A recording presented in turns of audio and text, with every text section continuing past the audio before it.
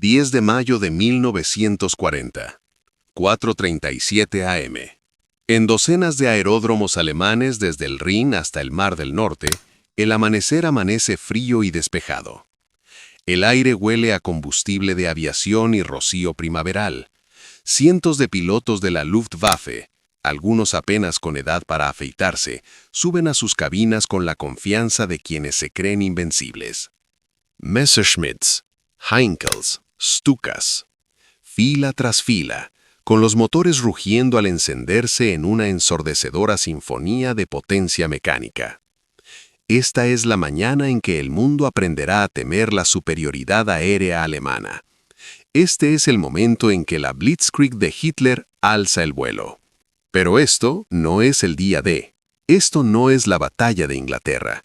Esto ni siquiera es una batalla. En los próximos 90 minutos, 500 aviones serán destruidos. 500. No por cazas enemigos que aúllen bajo el sol, ni por fuego antiaéreo que atraviese la cubierta de aluminio, ni por ningún enemigo. Serán destruidos por su propio combustible, su propio entrenamiento, su propia arrogancia.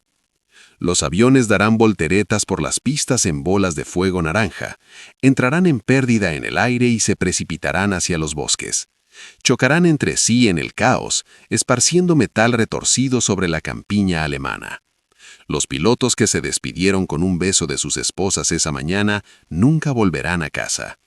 Y la Luftwaffe, la fuerza aérea más temida del planeta, sufrirá una de las pérdidas más catastróficas en la historia de la aviación.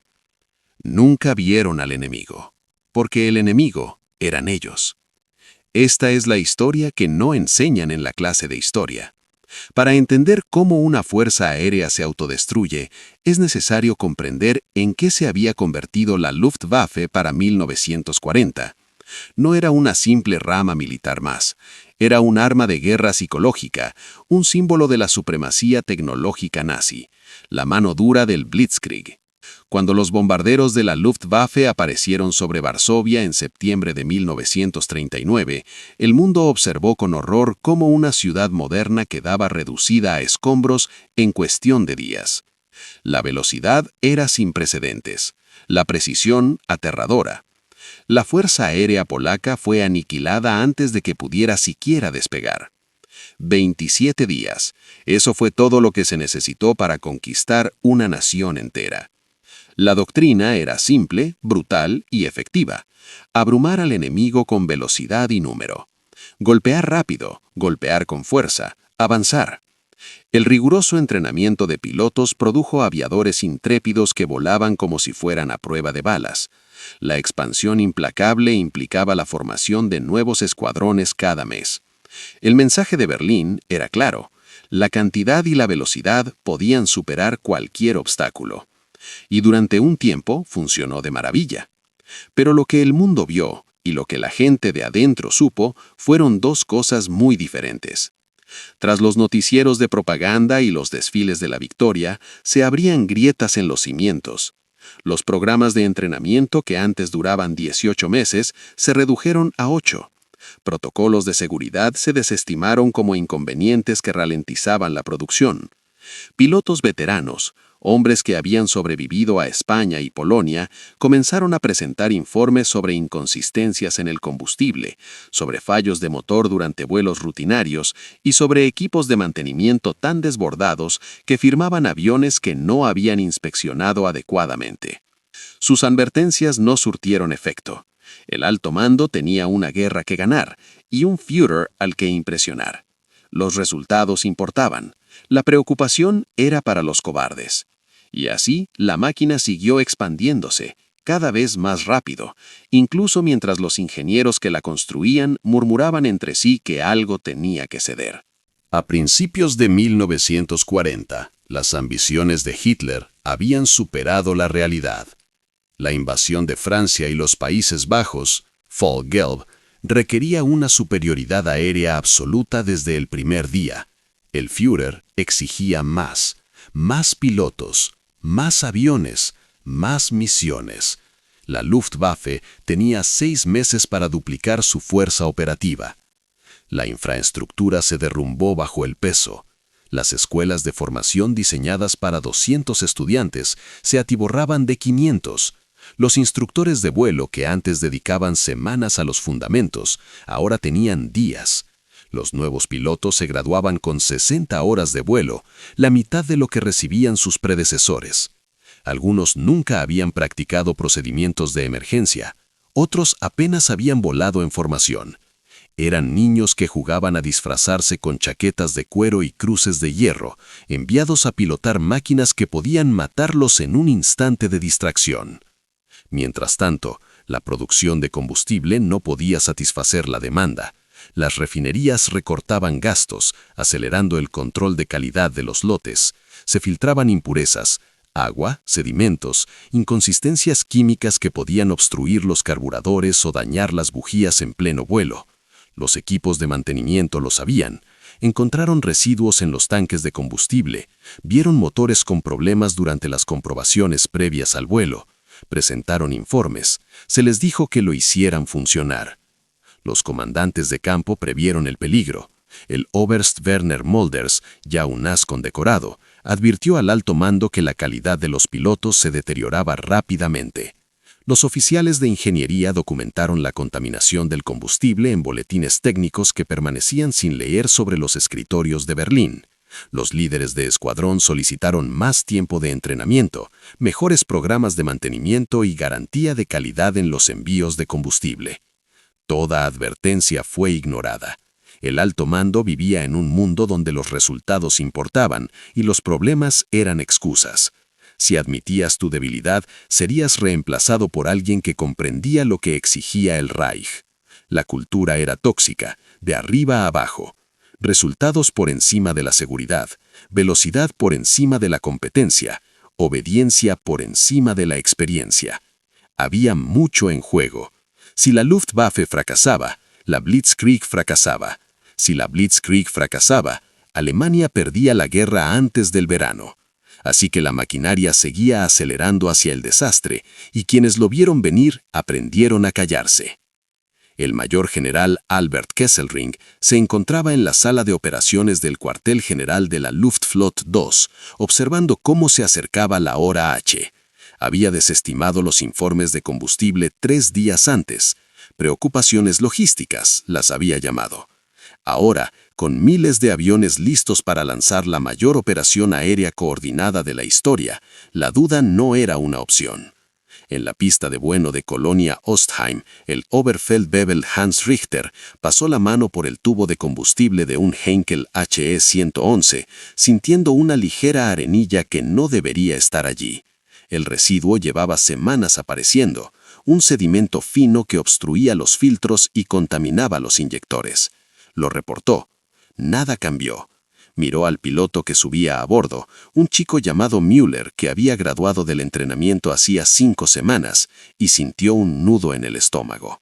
Müller no sentía miedo, se sentía invencible.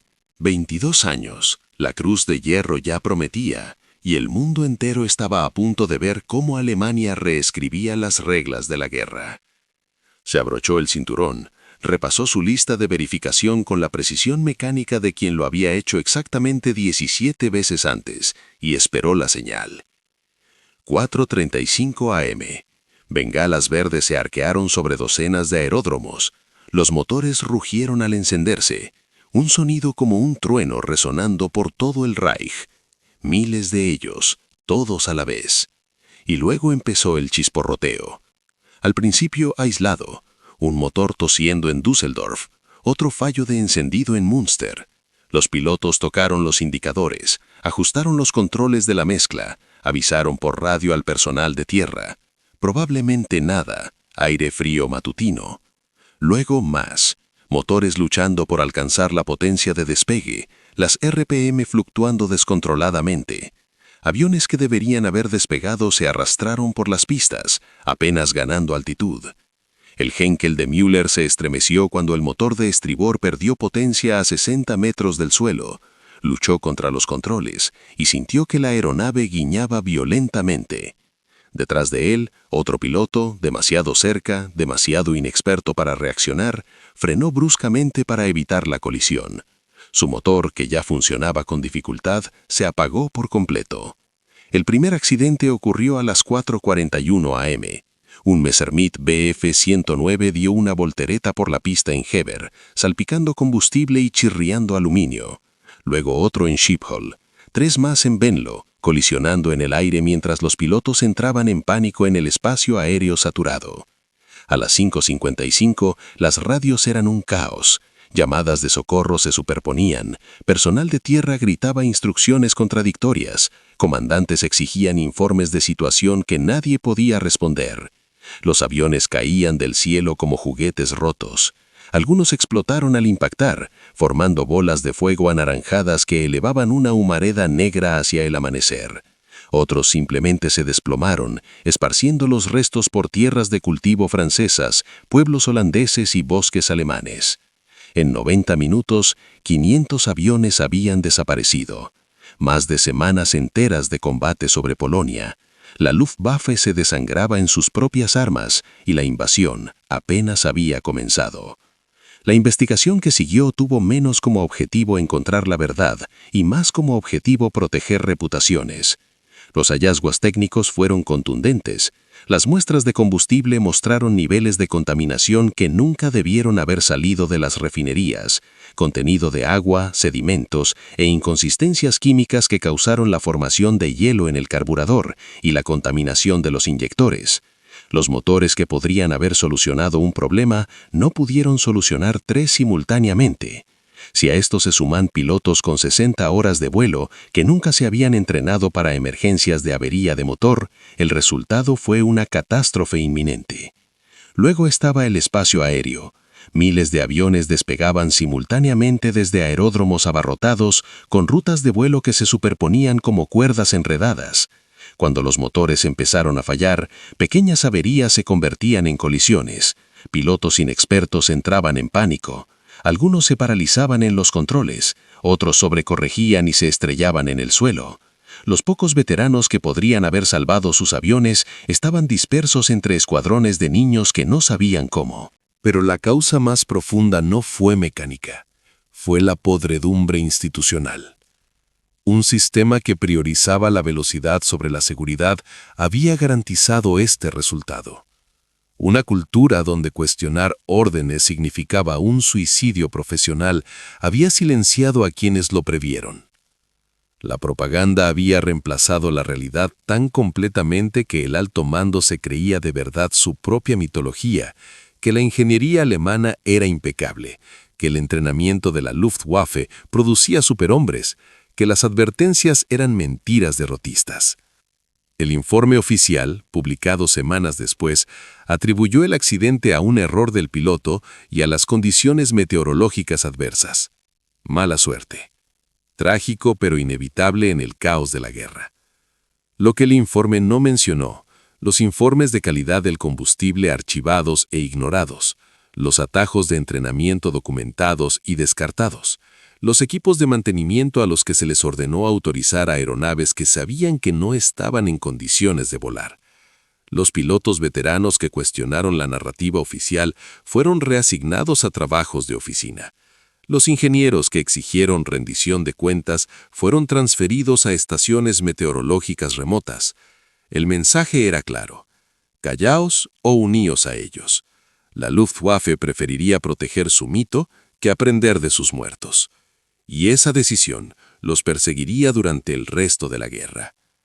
Las consecuencias inmediatas fueron de precisión quirúrgica. Fall-Gelb prosiguió, pero sin la abrumadora superioridad aérea que Hitler había exigido. Los escuadrones de la Luftwaffe, que deberían haber estado pulverizando posiciones francesas, se quedaron en tierra, a la espera de aviones de reemplazo inexistentes. Las misiones de apoyo aéreo cercano se retrasaron o cancelaron por completo. Las fuerzas terrestres alemanas avanzaron hacia Bélgica y Francia con la mitad de la cobertura aérea prometida. Francia seguía cayendo. El impulso y la suerte prevalecieron, pero las grietas se hicieron evidentes. La Luftwaffe avanzó con dificultad durante la campaña, con pocos efectivos, sobrecargada y agobiada. El daño más profundo fue psicológico. Los pilotos que sobrevivieron el 10 de mayo subieron a las cabinas preguntándose si el combustible estaba contaminado, si el motor dejaría de funcionar, si el sistema que los había impulsado los haría descender. La confianza, la infraestructura invisible que mantiene unidas a las unidades militares, quedó destrozada. Los equipos de mantenimiento dejaron de creer en los informes oficiales. Habían visto los restos, sabían lo que los líderes habían hecho y lo que habían ocultado. La moral no solo cayó, sino que se deterioró. Las familias recibieron cartas explicando que sus hijos habían muerto en accidentes de entrenamiento o mal tiempo. Ellos sabían que no era así. Pueblos enteros perdieron a varios pilotos en una misma mañana. Los rumores se extendieron. Algo terrible había sucedido, algo que el gobierno no admitiría. Para julio, cuando comenzó la batalla de Inglaterra, la Luftwaffe seguía desangrándose. Llegaron pilotos de reemplazo con incluso menos entrenamiento que la generación anterior. La producción de aeronaves se había recuperado, pero la confianza institucional no. El mito de la invencibilidad, el arma psicológica que había aterrorizado a Europa, se había derrumbado internamente, aunque el mundo exterior aún no lo supiera. Alemania necesitaba superioridad aérea sobre Gran Bretaña. Necesitaba pilotos que se creyeran imparables. En cambio, contaba con escuadrones atormentados por un desastre que sus líderes se negaban a reconocer, pilotando aviones en los que no estaban seguros de poder confiar, liderados por comandantes que habían demostrado que valoraban la propaganda por encima de sus vidas. Esa catástrofe de 90 minutos no supuso la pérdida de la batalla de Inglaterra por sí sola, pero aseguró que la Luftwaffe entrara en esa batalla ya herida, ya con dudas, ya derrotada de maneras que no se reflejarían en los informes de bajas hasta que fuera demasiado tarde. Esta historia desapareció porque todos la quisieron. Los propagandistas nazis la enterraron para proteger el mito de la superioridad alemana. Los historiadores de la posguerra la pasaron por alto, centrándose en batallas dramáticas con héroes y villanos claros, en lugar de la verdad más confusa del colapso institucional. Es más fácil escribir sobre los combates aéreos de los Spitfires sobre Dover que sobre la contaminación del combustible y los fallos de entrenamiento. Pero la lección es más profunda que una mañana catastrófica. La arrogancia mató a más pilotos que el fuego enemigo ese día. La negativa a escuchar a los expertos, a los mecánicos que vieron residuos de combustible, a los veteranos que advirtieron sobre atajos en el entrenamiento, a los ingenieros que documentaron cada fallo, resultó más destructiva que cualquier bomba aliada. Los sistemas que priorizan la velocidad sobre la seguridad no solo fallan, se autodestruyen.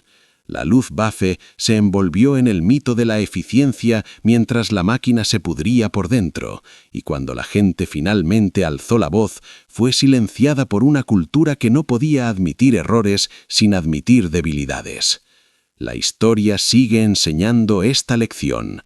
Las instituciones que ignoran la experiencia en favor de la ideología acaban pagando con sangre. Los detalles cambian, el combustible, el avión, el año, pero el patrón permanece. 500 aviones destruidos por su propio bando, jóvenes que confiaron en un sistema que los sacrificó por propaganda, una herida que nunca sanó en una fuerza aérea que jamás se recuperó. Algunas derrotas vienen desde dentro. Así que aquí va mi pregunta. ¿Qué otros desastres olvidados marcaron la historia más de lo que creemos? ¿Qué historias han sido sepultadas por la propaganda, verdades incómodas ocultadas por no encajar en la narrativa? Si eres veterano, aficionado a la historia, o tienes historias familiares de la guerra que nunca llegaron a los libros de texto, cuéntalas en los comentarios, descubrámoslas juntos. Porque las batallas más devastadoras no siempre son las que libramos contra los enemigos, a veces son las que libramos contra nosotros mismos, contra la arrogancia, contra la negativa a admitir nuestros errores. Hay cientos de historias como esta, momentos que lo cambiaron todo, pero desaparecieron del registro histórico. catástrofes ocultas en notas a pie de página, decisiones que alteraron el curso de guerras enterradas porque alguien poderoso quería que se olvidaran. ¿Cuál deberíamos descubrir a continuación? Si esta historia te hizo reflexionar, dale a me gusta. Suscríbete si quieres saber más sobre la historia oculta y cuéntame en los comentarios qué desastre olvidado deberíamos exponer a continuación.